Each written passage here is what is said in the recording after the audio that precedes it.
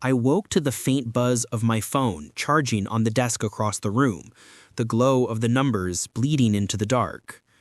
For a second, the only thought in my head was how late it was and how long I had before the alarm dragged me into another day. Then my roommate's words from earlier slipped back into memory, unsettling enough to pull me fully awake. He had asked me if I had heard the doorbell at 3:51 a.m. the night before. He had been sitting in the kitchen with a glass of water, the silence of the apartment heavy, when the chime had cut through the walls. Just once. Not repeated, not impatient. A single press. At the time, I brushed it off. Maybe some drunk walking home from the bar below us. Maybe a glitch in the system. But lying there with the clock reading 3:42 a.m., just minutes before the time he swore he had heard it, I felt the weight of the story. It's easy to dismiss someone else's experience in daylight, easier still to act rational and detached. But at night, when the body wants to believe it's safe, even the suggestion of intrusion slides under the skin. I told myself I wouldn't move. I would stay in bed, let my thoughts circle, and eventually exhaustion would win. But when the first soft creak came from the direction of the living room, I couldn't ignore it. Our building was old, wood shifting with the cold, pipes clanging when someone upstairs flushed. Still, there was a rhythm in the sound that didn't belong to random mechanics. It was the sound of weight, light but deliberate, crossing a floorboard that always gave itself away. I lay completely still, counting the seconds, waiting for another noise. 10 passed, then 20. Just when I was ready to release a breath, the faintest hum slid through the walls, the electric tone of the doorbell. It was exactly as he had described, short, flat, uninterested, as if someone had pressed the button once and withdrawn. I sat upright instantly, the blanket sliding from my legs. The clock on the desk flicked over to 3:51 a.m. Every nerve in my body told me not to move, but the silence that followed was unbearable. I strained to hear footsteps in the hallway outside the apartment, the rattle of the outer door, anything that might explain it. Nothing came. The building was a tomb. My roommate wasn't awake this time, not that I could hear. The weight of being the only one conscious, the only one aware of what had just happened, sank hard into my chest. I started noticing other things. Items on the counter moved slightly, not much, just enough to suggest they had been touched. A glass that had been on the left side of the sink, sitting on the right. A chair, angled differently at the table. My roommate insisted he hadn't touched them, and I believed him, if only because his face carried the same unease as mine. Then came the night when it wasn't just the doorbell. I woke not to the chime, but to the sound of the front door handle being tested. A faint rattle, deliberate, as if someone outside was checking the lock. I held my breath, every muscle rigid. The handle shifted once, then stilled. The silence afterward was worse than any alarm could have been. Whoever it was hadn't gone away. They had simply stopped trying. We bought a camera the next day, one of those cheap models you can connect to your phone. We set it above the door, angled to capture the hallway. It gave me a false sense of security, the way a nightlight does for a child. That night, I forced myself to sleep, telling myself we'd know for sure in the morning. The footage showed nothing. No one at the door, no motion in the hall. Just the empty frame, seconds ticking by. But the doorbell had rung. We both heard it. We both knew. The failure of proof made everything worse. It meant whatever was happening didn't want to be seen. It meant it was careful. The nights that followed blurred together in a cycle of anticipation and dread. Sometimes I thought I saw movement in the reflection of the window, a figure shifting where no one should be. Sometimes I woke before the bell, heart racing as if my body had learned the schedule better than my mind. The apartment itself began to feel hostile. Corners stretched too long, shadows clung too deep, every sound carried a weight it hadn't before. Home became a stage for waiting, and waiting became the only thing I did after dark. The worst part was not knowing what they wanted. If it was a prank, why keep it up so long, so precisely? If it was a mistake, why always at the same time? And if it was neither, what was left? I began writing down each incident, a logbook of dread, the dates, the time, the small details, the hum of the bell, the creak of floorboards, the scrape of fabric. The pages filled quickly. Looking at them was like staring at proof of something real and unreal at the same time. And still, every night, at 3:51, I listened for the sound that would come whether I wanted it or not. I thought about calling someone, but what would I say? That a bell rang at a strange hour? That wood creaked? It was nothing, but it was everything. Because once you admit your home can be touched in the middle of the night, it stops being home in the way it used to be.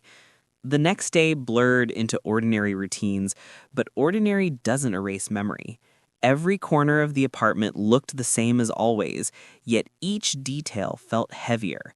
The lock on the front door suddenly seemed too thin, the latch too shallow. I found myself testing it twice before leaving, turning the knob in both directions to feel the metal catch. My roommate didn't mention the doorbell again, but I saw him glance at the panel as he passed. Silence is a way of agreeing without saying the words.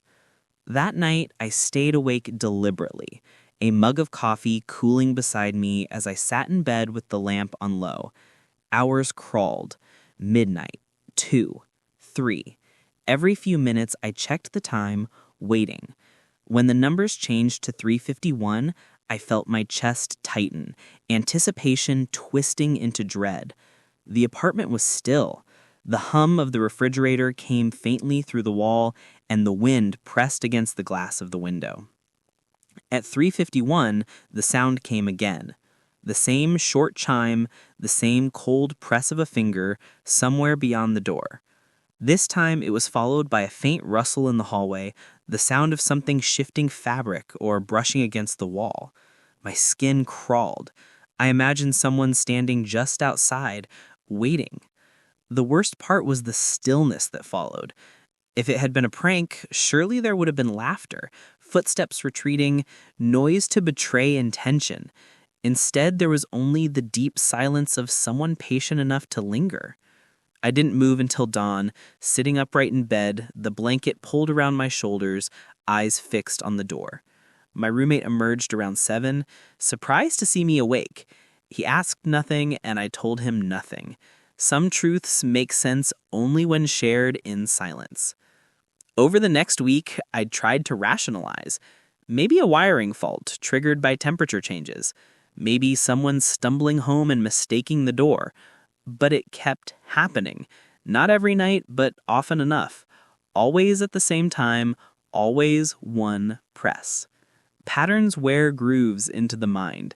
I began to dread 3:51 more than any other hour. By 3:40, I was already braced, body tense, heart pounding as if it were preparing for impact. Sometimes the chime came, sometimes it didn't, but the waiting was worse than the sound. Then came the night of the knock. Not the bell this time.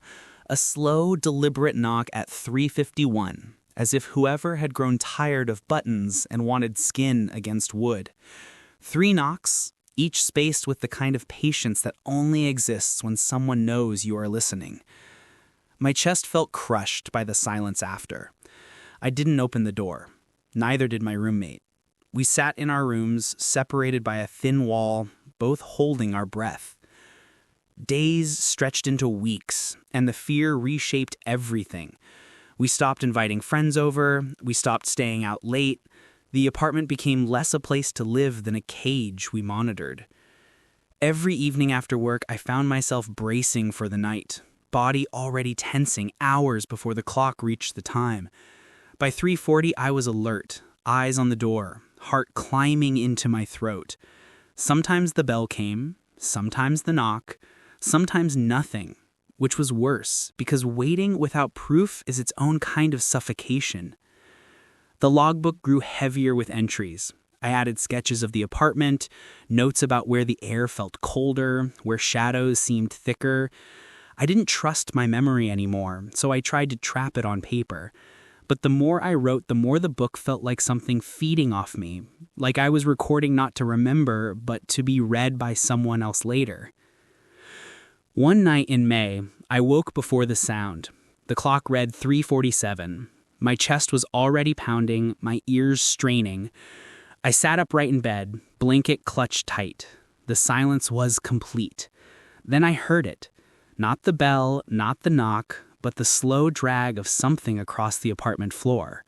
A chair being moved, or maybe fabric pulled along wood. It came from the kitchen. My throat went dry. I listened, every nerve lit as the sound stopped. Seconds ticked, then the refrigerator hummed back to life, masking everything. When I checked the next morning, one of the chairs at the cable had been turned toward the hallway. My roommate saw it too. Neither of us touched it. We didn't even bother pretending. We pushed it back in silence, both knowing it would only move again. The escalation didn't stop. The smell of smoke one night, faint and sharp, as if someone had struck a match and blown it out immediately. The sound of water running in the bathroom when both of us were in our rooms.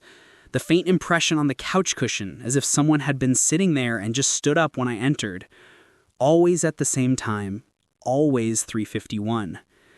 Sleep fractured. I began drifting off in the afternoon, body refusing to rest at night. My roommate started leaving for long walks, unable to stand the walls closing in. We barely spoke. What was there to say? We were caught in a pattern that belonged to something outside of us, and all we could do was survive it. The logbook became the only constant. Each night bled into the next, and the only way to tell them apart was by what I managed to write before sleep, if sleep ever came. March was a blur of short entries. The bell chimed, the floor shifted, silence afterward.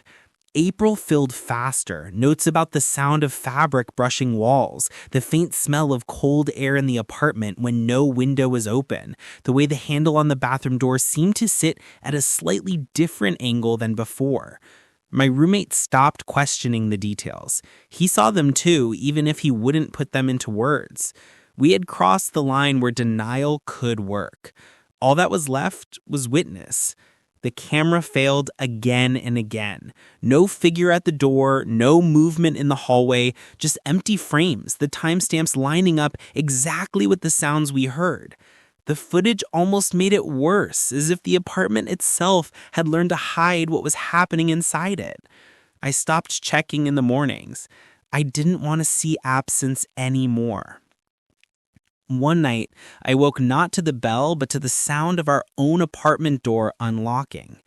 I had always trusted the solid weight of the deadbolt, the satisfying click of it sliding into place. But that night, I heard the thin metallic scrape of something working against it. It wasn't frantic, it wasn't loud. It was patient, a soft pressure testing the edges of the lock. I couldn't move. I couldn't even breathe. My roommate shifted in the next room, the creak of his mattress carrying through the wall. Then silence. The lock held, no entry. But the fact that someone had tried was enough to undo the fragile safety left inside me. The next morning, we replaced the lock with a new one. We added a chain and a bar. We told ourselves no one could get through now. For a day, it worked. We convinced ourselves we were safe. Then, at 3:51, the bell chimed again, sharper than before, as if pressed with more weight. It echoed down the hall, and I swore I heard a faint chuckle ride the silence after, though when I pressed my ear to the door, nothing was there. It wasn't just the door anymore. Things in the apartment began to shift in ways I couldn't ignore. The logbook moved one morning from my desk to the kitchen counter. A spoon left in the sink was found later balanced across the faucet. Once I woke to find the hallway light on, though I knew I had turned it off before bed. My roommate swore he hadn't touched it. We looked at each other too long, both searching for a lie neither of us was telling. The final straw came late in June. I had drifted off earlier than usual, exhaustion finally winning, when I woke to the sound of the doorbell not once, but 3 times in a row. Each press was harder than the last, the chime echoing through the apartment like it had been wired into my chest. I stumbled out of bed, heart hammering, and stood frozen in the hallway. The silence after felt alive. Then, from behind the door, came the whisper of a breath, close enough that I could hear the rasp of it through the wood. I didn't open the door. I couldn't. My legs locked, my hands shaking at my sides. The breath lingered, then receded, and the hallway beyond went silent. But I knew. Whoever it was hadn't left. They were still out there, waiting, watching. The next morning, the logbook was gone. I tore the apartment apart, checked every drawer, every corner. It never turned up. My roommate swore he hadn't touched it. I believed him. The book had been taken, and whatever had been reading me through it no longer needed me to write. We moved out a week later. Boxes packed, deposit abandoned, the apartment left behind like a shell we no longer wanted to crawl back into. I thought leaving would end it. But the night after we moved, in a new place with new locks, I woke at 3:51. My phone buzzed once on the desk, a soft electric hum. And in the silence that followed, I swore I heard the faintest echo of a doorbell that wasn't wired into this building at all.